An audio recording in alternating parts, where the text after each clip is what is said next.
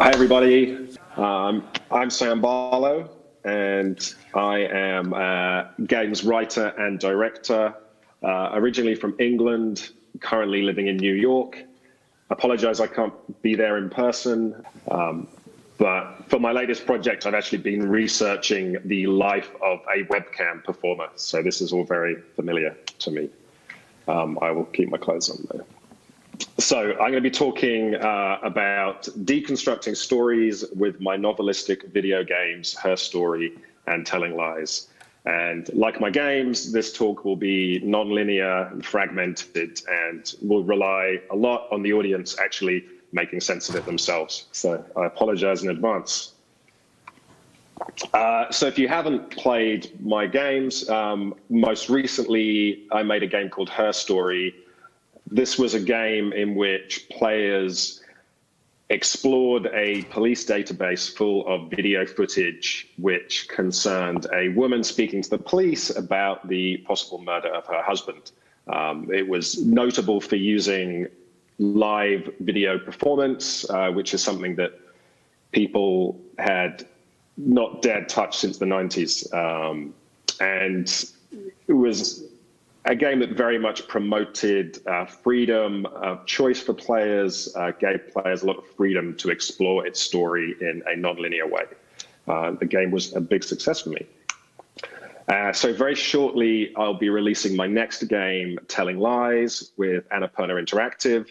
And this game very much builds on the foundation of Her Story, takes this idea of exploring video footage of a sprawling non-linear story, and is stupidly ambitious. That's what happens when a Hollywood company gives money to an indie game developer. So we have a lot more characters and color. The canvas is much broader, and I've really dug into some of the ideas of Her Story. So the purpose of this talk was to kind of explore some of my thought process in creating initially Her Story and then doubling down on that with Telling Lies. And in the title, I talked about deconstructing.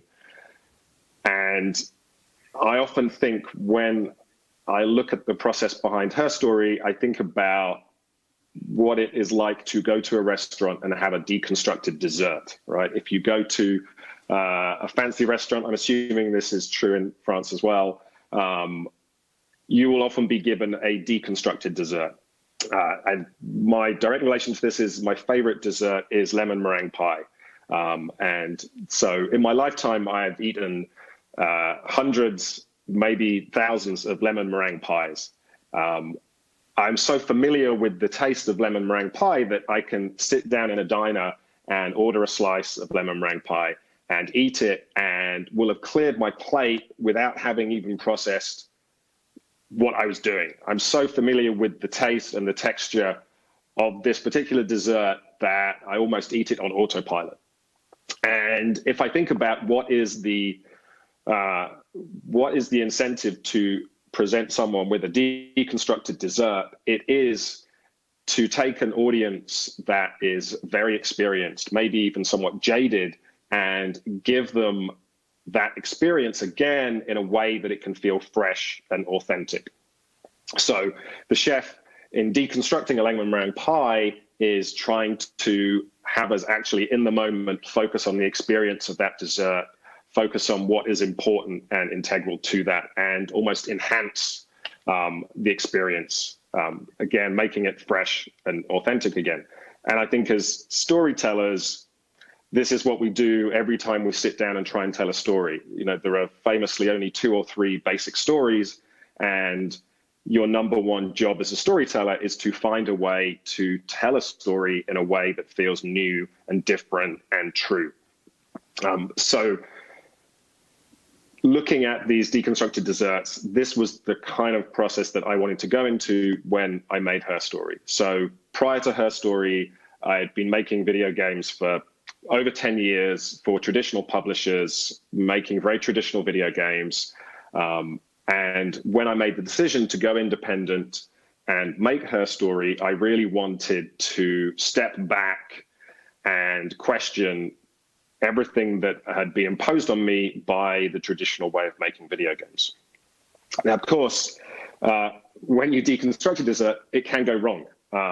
If you just pull out all the ingredients and throw them on a plate, it can be less than the sum of its parts and can look somewhat ugly, as we see here.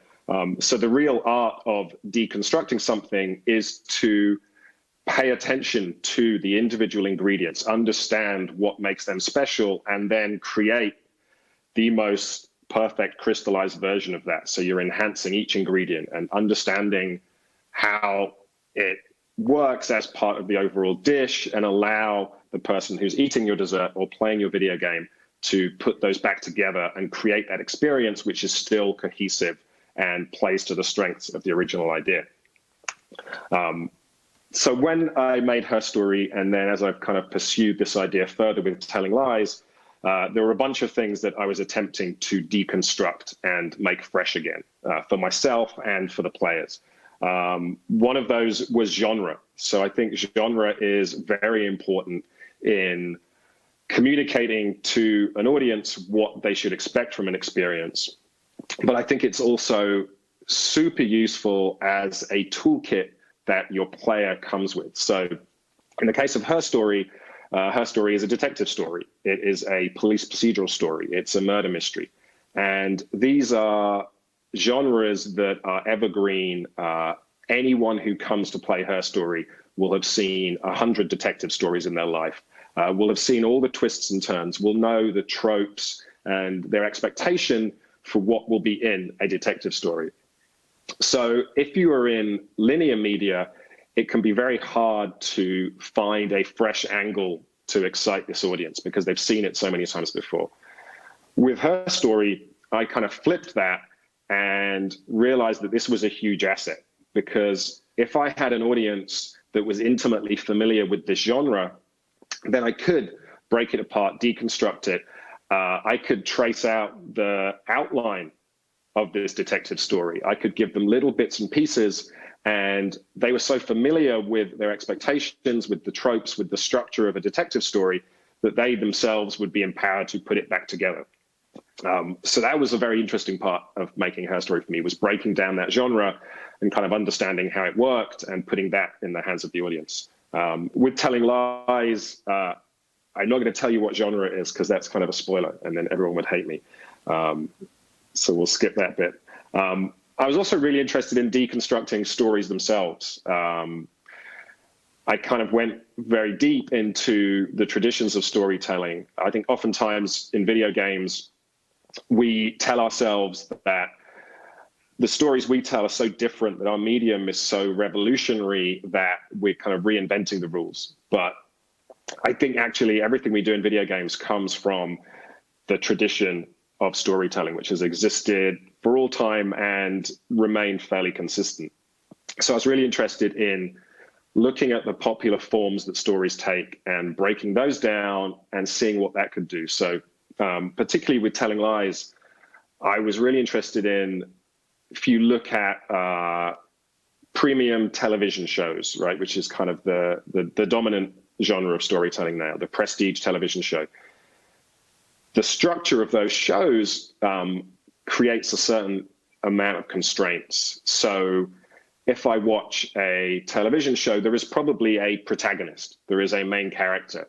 And whatever that main character does, just by virtue of being the main character, I'm naturally drawn to them. So you can have an anti-hero like Walter White in Breaking Bad, and the audience is going to somewhat gravitate towards that character, and the characters in their orbit will naturally suffer. So you had some kind of interesting stuff when Breaking Bad came out in the States, where members of the audience disliked the character of Walter White's wife because she was opposing the protagonist. And whatever you felt about the morality or the choices people were making, that traditional structure kind of dictated some of your relationship. And then I think in terms of the structure of a story, of the beginning, middle, and end, the bounded nature of a story, which comes traditionally from the business models and the processes. So, if I buy a book, by nature, it has to be printed and contained on paper. If someone is going to broadcast a television show, it needs to last a finite amount of time. Traditionally, it had to be structured around advertising breaks. So I was really interested in breaking down some of those forms and changing some of that core structure, questioning what it means to have a protagonist. So in Telling Lies, we have 4 main characters, and depending on how you play, you're going to see the story from different perspectives and kind of build your own concept of who the protagonist is. And then obviously, initially with Her Story and then further with Telling Lies, I was trying to deconstruct the idea of a video game. Like I said, I'd spent a long time working in video games and making traditional video games, attempting to tell stories through traditional video games. I made a couple of Silent Hill games where we were attempting, particularly with Silent Hill Shattered Memories, to push some of the ideas of storytelling, to play with the ideas of the framing narrative and the protagonist, but we were still bound by the traditional structure of an action-adventure game. So this was the biggest kind of desire I had, was to rethink and deconstruct what it meant to be a video game story. And that is what I'm going to talk through here. So at the start of Her Story, I sat down and started kind of trying to rethink from a very foundational level, why am I making video games? What is interesting to me about telling a story in a video game? What are the things that video games do that other mediums cannot do or do not do in the same way? What are these essential ingredients of my lemon meringue pie that when I break it down and put it on a plate, I need to kind of understand and kind of enhance some of those particular flavors? So for me, thinking about it, the pleasures of video games were things such as immersion, right? There is a level of involvement that you have as a player of a video game where you are drawn so deeply into the world that the reality of the fiction becomes more important or more present than the base reality of your life. That quality of immersion is one of the things people will talk about when they talk about video games. It's very powerful. Exploration is this wonderful experience you get in a video game where your natural curiosity allows you to explore and discover and delight in these worlds and stories that we present in video games. The player of a video game is given choices, famously interesting choices, of what drive video games. And the combination of that with mastery, so a very potent aspect of the video game experience is this sense of mastery. It's of learning a skill. It's of growing familiarity and power within this fictional game space. And, you know, human brains are programmed to enjoy learning, to find learning addictive. We seek to overcome obstacles. So when you present someone with an experience that gives them this opportunity for mastery, that can be a very potent experience.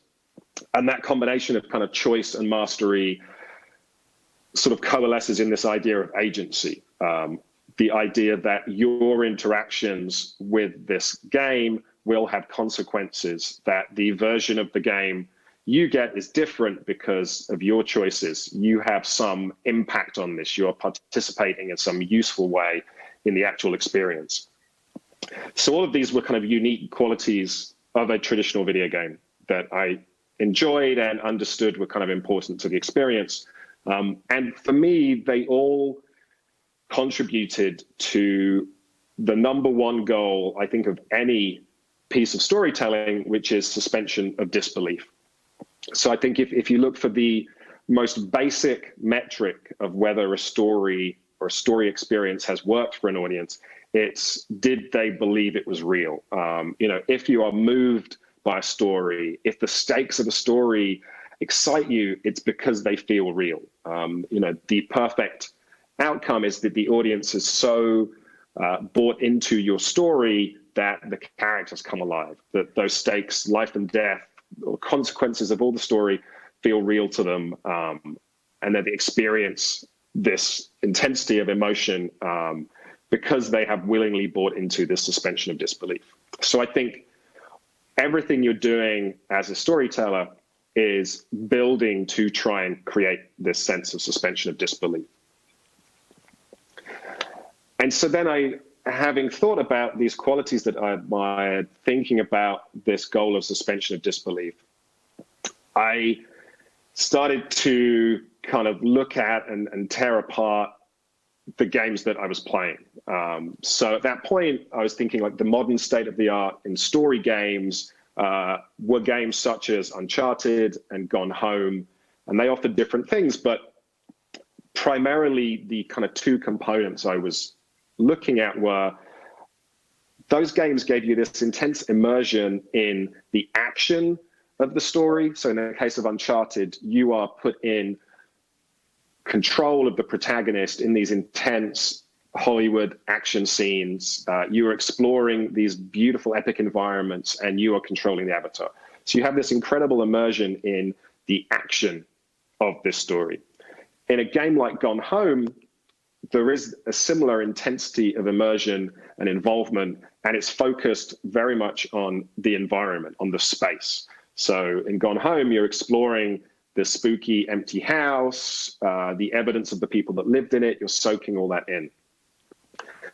Now, when it comes to communicating directly the story, these are very immersive, potent experiences, but primarily my takeaway was that this intensity of interaction primarily contributed to the atmosphere.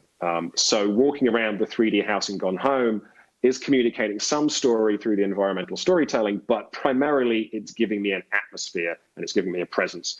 In the case of Uncharted, that moment-to-moment involvement in the action scenes is giving me this intense sense of excitement and of the epicness of the vistas and the life and color of the world. But again, that's a kind of atmospheric effect. And when I thought about the story, quite often in these games, the story was concentrated in these little nuggets of story, in cutscenes, in little walk and talk scenes, in literal diary pages or audio tapes. And the more I thought about it, and I was trying to isolate, like, what is it about these experiences which gives me an emotional reaction? Where am I feeling the strongest hit of this story experience? Primarily, I was locating it in those nuggets and in the performance in those nuggets. So, you know, if I think of Gone Home, I think of the audio that plays when I read the diaries of that character performance, of that voice. That is when I'm feeling the strongest hit of the emotion. In a game like Uncharted, I'm hearing it most strongly in the cutscenes when we have this wonderful performance capture. So this made me question some fundamental ideas. I started asking, is the idea of simulating a 3D space, is this conventional idea of a video game, which, you know, is that of the holodeck, of a simulation of a world driven by systems, is that actually the be-all and end-all of an interactive story of a video game? Is it possible to take the fidelity we see in the action of Uncharted, the fidelity we see in the exploration of Gone Home, and apply that to the story itself? Focus in on these nuggets of story and actually take all that video gameness and apply it there. What if we could explore the story in the same way that we could explore a level in Metroid? You think of the way in which you traverse in Metroid, your familiarity. You become a master of this space because you have it mapped out in your head, and you become, you know, accustomed to it, and you recognize bits and pieces. You become a master of navigating through it, of understanding its complexities. What if we could do that with the story? What if the story was as navigable as the home in Gone Home? What if we throw out the 3D space? So this is leading to slightly radical notions. What happens if we get rid of the direct control of an avatar? These were things that every single video game I'd made up till this point had a three-dimensional space and an avatar that I controlled. These were kind of foundational aspects. But in looking at these games and in thinking about breaking down the concept of a story video game, I felt like these were things we could possibly throw away. Now, I was scared at this point, and there's a voice in my head saying, well, doesn't this break the suspension of disbelief? Isn't this all the stuff that makes video games special? isn't this immersive 3D world, isn't the systemic simulation, isn't the direct control of an avatar the very thing that creates the suspension of disbelief? Isn't this the thing that makes these stories feel real? And I decided to progress that I should say no to that question. And to justify that, I kind of went back to first principles and started to think about suspension of disbelief and why this exists, how it exists. And if you think about it, suspension of disbelief, our ability to enjoy a fictional story, the engine of this is our imagination. We have these incredibly powerful supercomputers in our head, our brains, and the imagination is what fuels and powers all of our experiences of fiction. And why do we have an imagination? Why is this useful to us? And this goes back to a very primal level. The role of the imagination is one of survival. If you imagine, in this beautiful picture I have here of a snake, if you imagine primitive man walking through the grass and he sees the grass move, it could be the wind moving the grass, it could be anything. It could also be a deadly snake preparing to strike and kill our primitive man. And so in primitive man's imagination, he now imagines there is a snake there. He personifies some of the effect he's seen and gives it a cause. And in his imagination, that snake is so real that he is going to act as if it is real.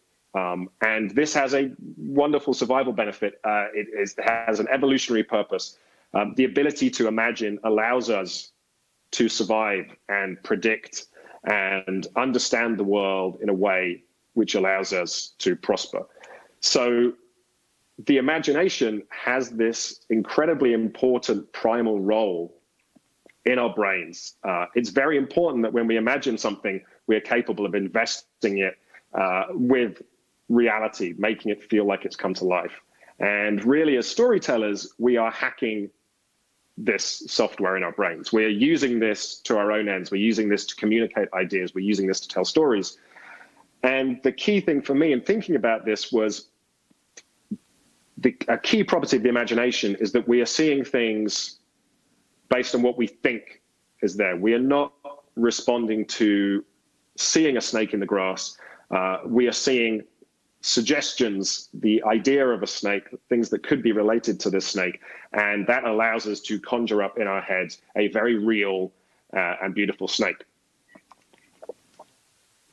So then I started to think, well, maybe applying that logic to video games would be a useful exercise.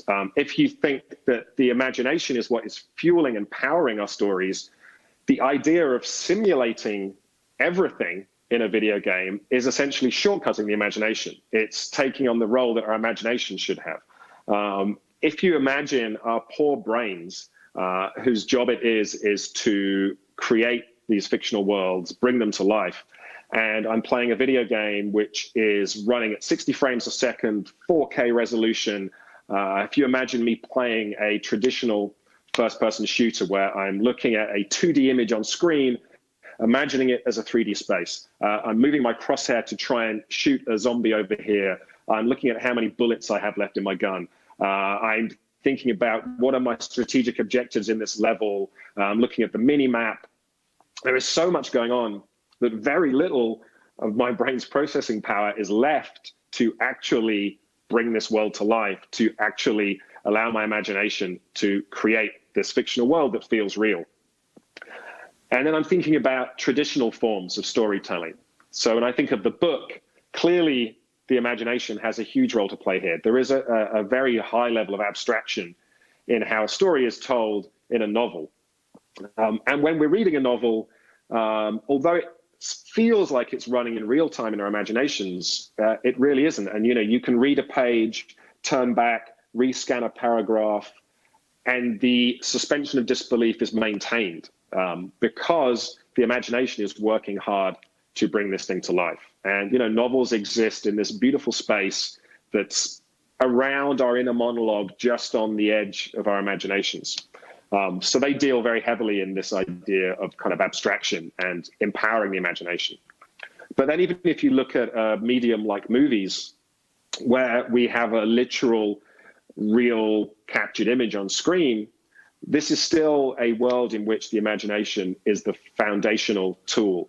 If you choose to point a camera at something, you're choosing not to point it at a lot of other things. So when I see something on screen, I'm imagining everything else. When you write dialogue for the screen, you are stripping everything you can out of that dialogue to promote subtext. You're asking me to look at an actor's performance and extract and extrapolate from that what's actually going on. When you cut, I'm having to fill in all the space between shot A and shot B. So, this is another medium which has the impression of being a real-time, fully executed world, but is still fundamentally using my imagination. When I watch a suspense movie, the art of a suspense movie is to give me just enough information so that I can imagine what happens next. And all of that suspense comes from the idea in my head of what is going to happen. Famously, Hitchcock's idea of a ticking bomb under a table whilst people have a dinner party. In my head, I'm imagining the explosion of that bomb. I'm imagining what is coming. And as the fiction approaches that point, the drama increases. And that is all driven by the idea in my head, not on the screen. There is this concept, Robert McKee, the Hollywood story guru, boils things down. And for him, the purest version of a story is this idea of simultaneously experiencing emotion and an idea. And in normal life, these things are separate. I might have an intensely emotional experience, and subsequent to that, I can think about it and I can reflect on it and have the idea. The beautiful thing about stories is we're able to give people this intense hit of emotion, draw them into empathizing with characters and scenarios, but they still have enough distance that we can process things as the level of an idea, that we can kind of have this synthesis of emotion and idea, which creates this very unique experience for us as humans.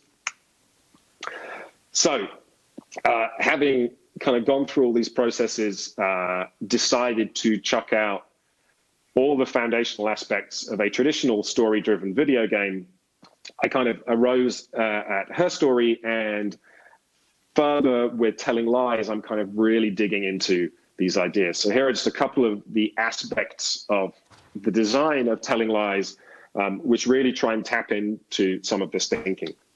So a core structural idea in Telling Lies is this is a game about spying on, listening into secretly recorded conversations over the internet. So most of the scenes will be two people speaking to each other over Skype or FaceTime. Often intimate conversations between husband and wife, between lovers, between people who are working together. At any given point, we only ever allowed to see one side of the conversation. So you have this constrained POV, and watching a conversation unfold and only hearing one side and only seeing one side forces you to imagine what is happening on the other side of the call. It forces you, when a character is silent and listening, to concentrate on that performance and infer all of the subtext, to absorb all of that body language. And so just the act of sitting and watching a scene is intensely involving and requires this real overt act of imagination. One of the things that makes Telling Lies interesting is when you discover these conversations, and they kind of range in length from a couple of minutes to, I think we have like a 15-minute scene. We do not start you at the beginning of the scene and then play out till the end. The way you discover these scenes is by searching for particular words or phrases. And we then drop you in at the point where that word is spoken. So we might be dropping you into the middle of a scene, the very end of a scene, maybe sometimes at the start of a scene. And what this does is, immediately upon being dropped into a scene, you are working to infer context. You're looking at the environment, you're looking at the character, their body language, you're listening to what they're saying to figure out, where am I, what is happening, what happened just before I got dropped into this, what is going to happen next. And you're using your knowledge of the story that you've built up. So as you play more and more of this game and you have a deeper understanding of the story and the characters and the locations, you have this growing familiarity with the story space and this mastery of it that allows you to understand what is going on beyond the surface of this video that you're watching. We give you the ability to scrub backwards and forwards through this story. So we're not pretending that this is happening in real time. We're embracing the fact that this is a piece of video, and we give you this control, the choice to explore within the video, to skip through the video, to rewind it, to watch it again and again, give you this kind of hands-on control of the story content. The story itself takes place over a 2-year span, and your experience of navigating this in the game is one where we allow you to jump back and forth throughout the timeline of the story. So you have this very sculptural experience where you're putting these jigsaw pieces together and you're seeing a story event from right near the end of this period and then jumping back to the start. And each scene you're seeing gives different shading and context to the others. So there is this great act of mental arithmetic as you assemble this story in your head, as you add causality, you're filling in the gaps. So again, there's this real requirement and invitation to the audience to use their imagination.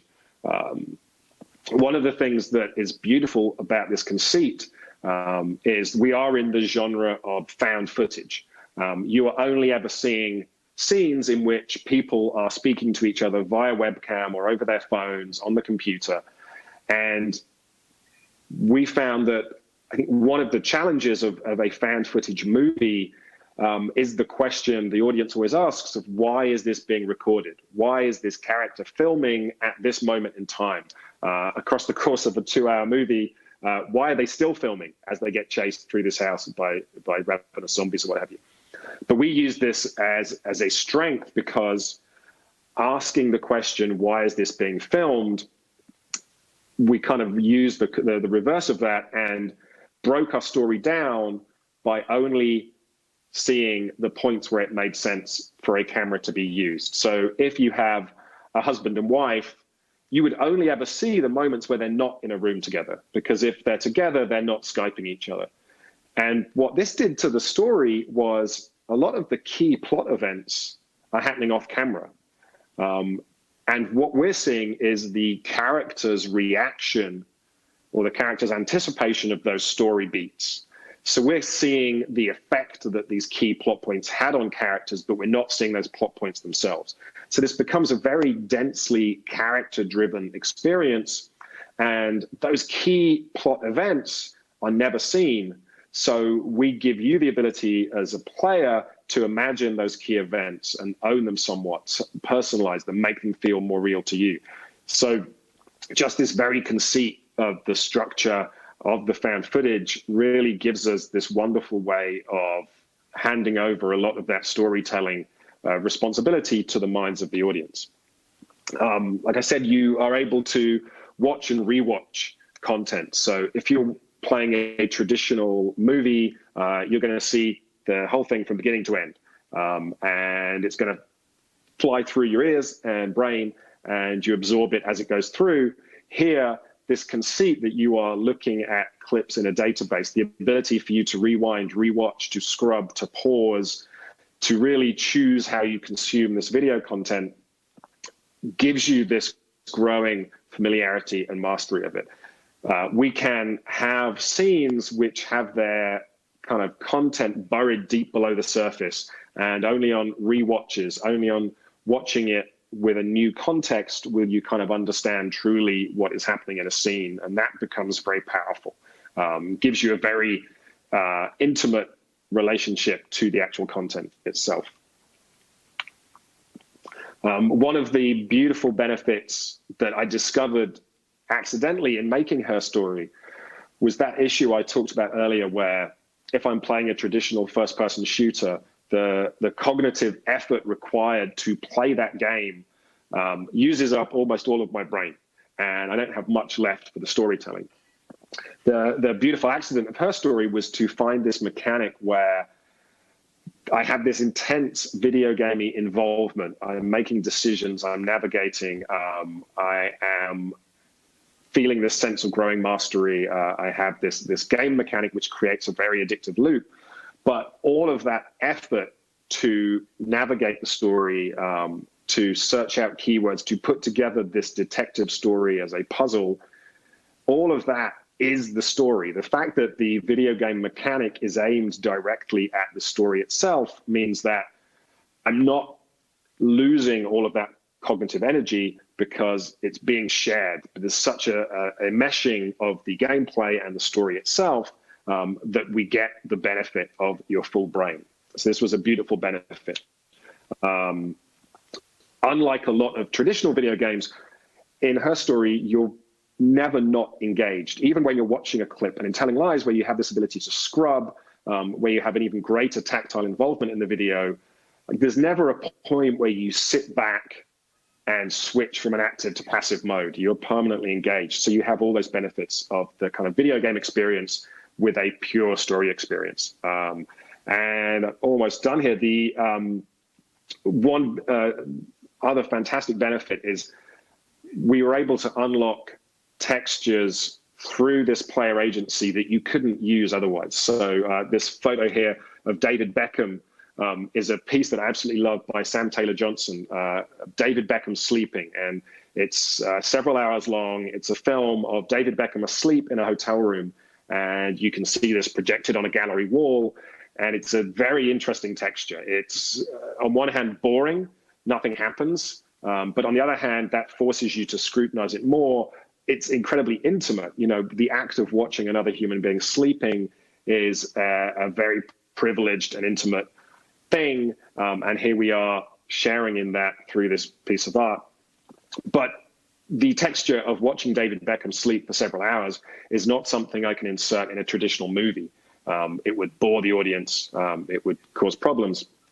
Because we have an audience that is in control, that is able to scrub through our footage, to jump to different clips, to choose when and where to watch things, watching a scene like this, so here we have the character played by Alex asleep, becomes a choice. And in choosing to enjoy these moments and spend time with them, the player owns them, and they can really enjoy this very different pacing and texture that you would normally see in a traditional movie.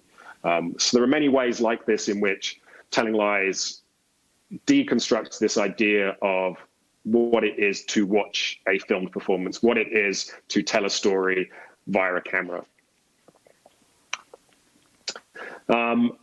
So having gone on this journey, wanting to deconstruct what it means to tell a story in a video game, wanting to deconstruct storytelling, having built Her Story, there was a point when I was making Her Story where I started to recognize the unique texture of that experience. The point of view of the player felt fresh and interesting, but also familiar in some way. And as I kind of dug into that, I realized that what I'd been doing was giving players a perspective on the story that was very similar to the one that I had as a writer. I was giving them the intimate, close connection to the characters and to the text that I had as a writer. In my head, all these characters are real, and I have a very real connection to them. You know, when I look at their dialogue and write their dialogue, I'm scrutinizing it, and I'm spending these kind of very close moments in those scenes trying to make them feel alive.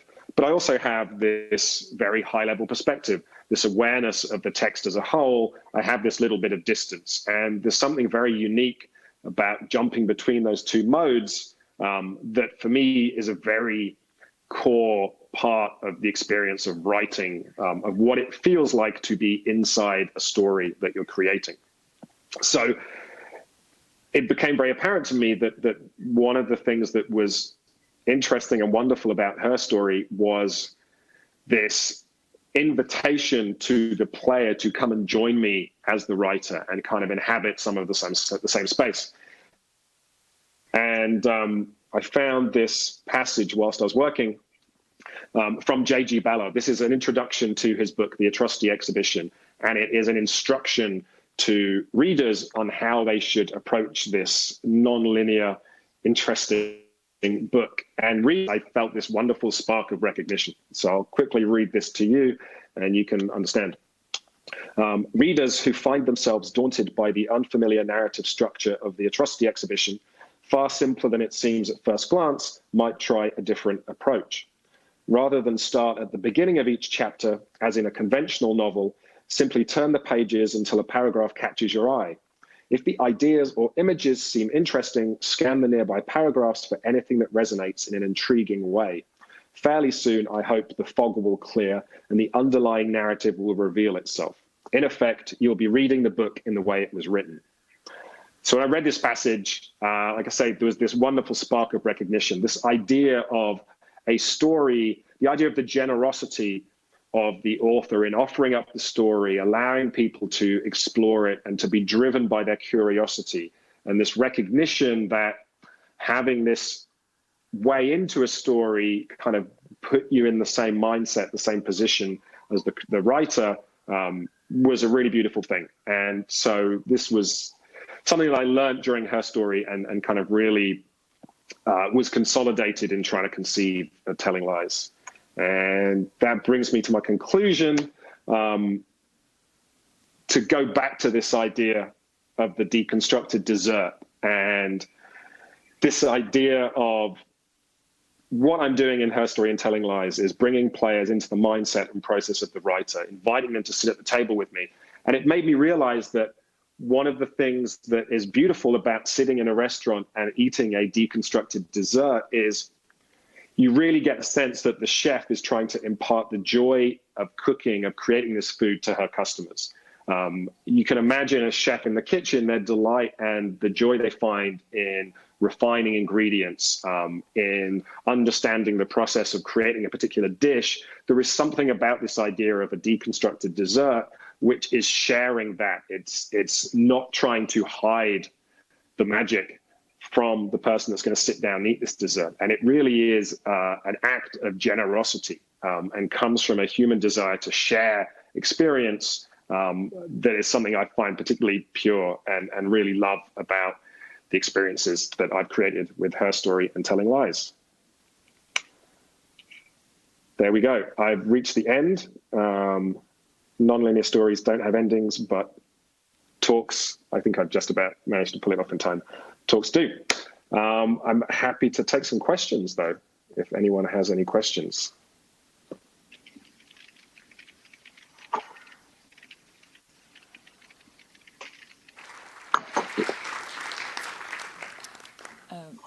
Thank you a lot, Sam. We will try to do some questions, and I have one there. Hi, thanks for being with us. I have two questions, in fact. First one is about how you did Her Story, and more specifically how you physically managed the occurrences of words to avoid spoiling important part of the story too soon in the flow of the game. And my second question would be, did the project, the Wargames Project, made you learn something useful for Telling Lies? Okay, first question. If I understood it correctly, how did I structure Her Story to be essentially completely free without allowing people to spoil the story?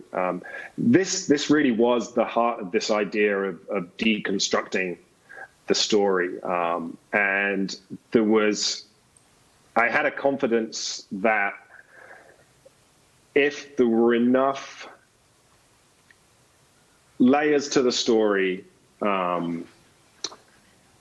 unpicking one particular layer wouldn't necessarily reveal the entire thing. Some of the impetus came from the experience of knowing that if I watch a favorite film on a second time, or I watch a favorite film on a third time, the lack of surprise doesn't necessarily ruin the story. It adds this extra layer of dramatic irony. I have a deeper understanding of the characters and what's going on. And so I really was reliant on people's desire to dig into that, to kind of get deeper with the story, so that even if they understood a single plot point that was a very important plot point, they would still be interested in understanding the why of that plot point, understanding what led a character there, and understanding more context to it. So I think it was understanding that this idea of the structure of a traditional story, of it being entirely linear and based upon twists and surprises, was robust enough that you could actually break it apart, and the joys of a character-based story would still work. So I think that was kind of fundamental.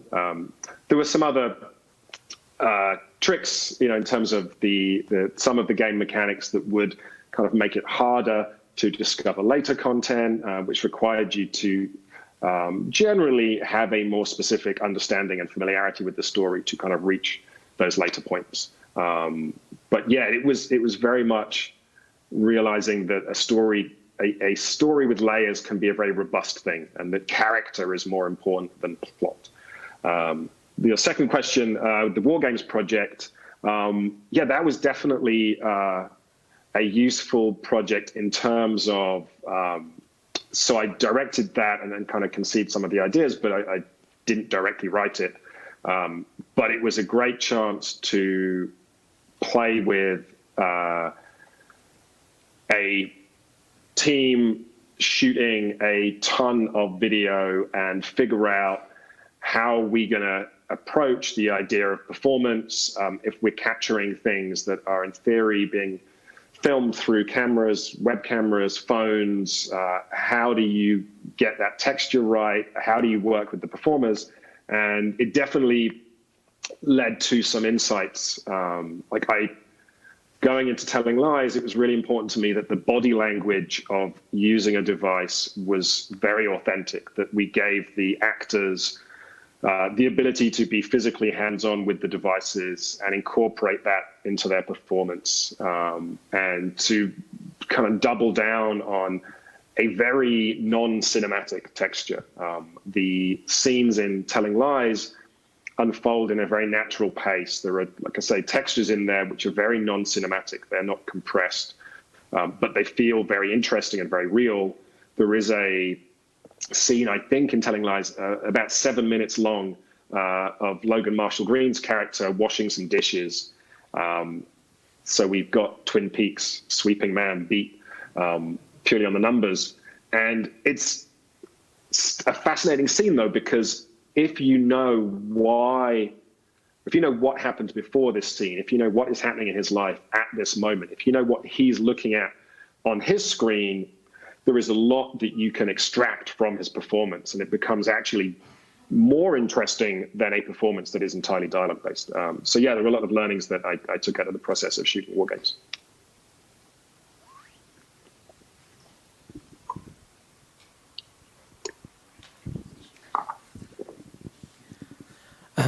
I was thinking when you make your game, I was thinking about something called the SCP Foundation, because it's kind of like nuggets of information about a fake universe in when an underground organization is talking about paranormal activities and objects. And I was thinking, did it inspire you or not?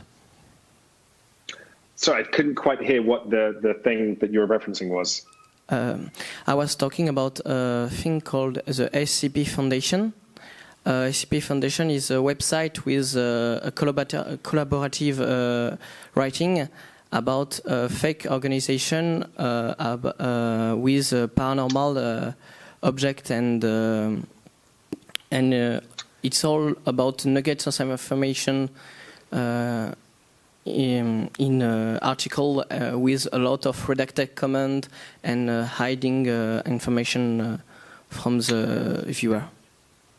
No, so that wasn't a direct inspiration, but I will say that I think with Telling Lies and Her Story, there was a strong inspiration from a lot of the ideas of like alternate reality games, of these experiences which blur reality and exist in a digital space. And when I came to Her Story, I had the experience of always really wanting to immerse myself in these ARGs. And I loved the idea of works which blur the reality around me and the fictional world.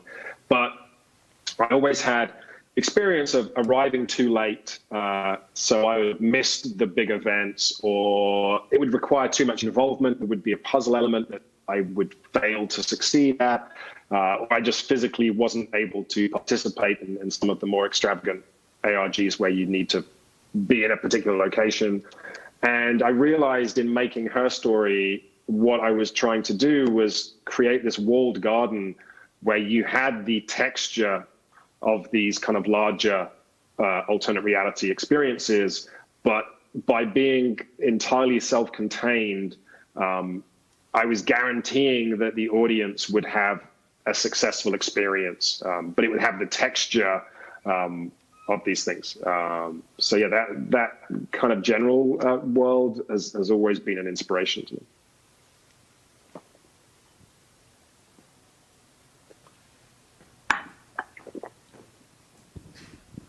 Hi, so I was wondering how you go about writing your games. Do you think about a fairly straightforward story and then try to think about how to cut it so that it be more of an enigma, or do you think of individual moments and then try to figure out how to connect them? I'm a huge fan of outlining and structure, a huge fan of research. So what I will usually do is there will be a spark of inspiration for the story, which may not be a character yet or a specific storyline, but it will be an idea or an emotion. So with Her Story, I wanted to be in the interrogation room with a character. I knew that she was a woman. That led me to knowing that 1 in 10 murderers is a woman versus 9 out of 10 men, and thinking on the reasons for that, and then researching the processes of what happens in a homicide investigation, what happens in an interview, what is the psychology of a police interview, what are the societal reasons that we have this disproportionate balance in the people that murder, what is the media interest in the kind of archetype of the woman who murders, the kind of ice maiden or femme fatale. That led me to some interesting places and tons of kind of cool research. And at some point, that research and just spending time with an idea kind of coalesces into the idea of a character or of a particular story. And then I will do a lot of just spend time with that character. I will write their backstories. I will kind of plot out their lives, and then I will kind of break the story itself. So I'll figure out what are the key events in this story. In the case of Her Story, knowing that this was a game that would only take place within the police interview room, it then became this interesting act of going, well, these are the times she comes into the interview room. What has been happening in her life prior to this, after this? What is her goal in coming into this room? In the case of Telling Lies, there was a ton of researcher, and I worked with a researcher to assist me this time. And, so we had a ton of information that then, again, formed into these characters. And then the act was figuring out across this 2-year period, what is each of the characters doing? Where do their paths cross? And then, like I said, this beautiful, freeing decision on Telling Lies of going, well, when are we going to see these characters? If we only see them when they're talking online, that's a very specific thing. So breaking the story was figuring out those moments. And again, you're then looking at it and you have all this story, all this research, all this character, And you're then just seeing this little tip of the iceberg for each of these little moments when we get to check in on them. So it's then figuring out how does that come across, how does that fuel these individual scenes? And then at that point, when you have a structure that feels good, and there are some very boring requirements. So in a story like Telling Lies, where you have 4 main characters, I need to make sure I see enough of each character. I need to make sure that their stories are sufficiently dramatic compared to each other. I need to make sure that we're not balancing things in a way that skews certain characters. But you end up with this structure that feels pretty solid, that has this wealth of information behind it.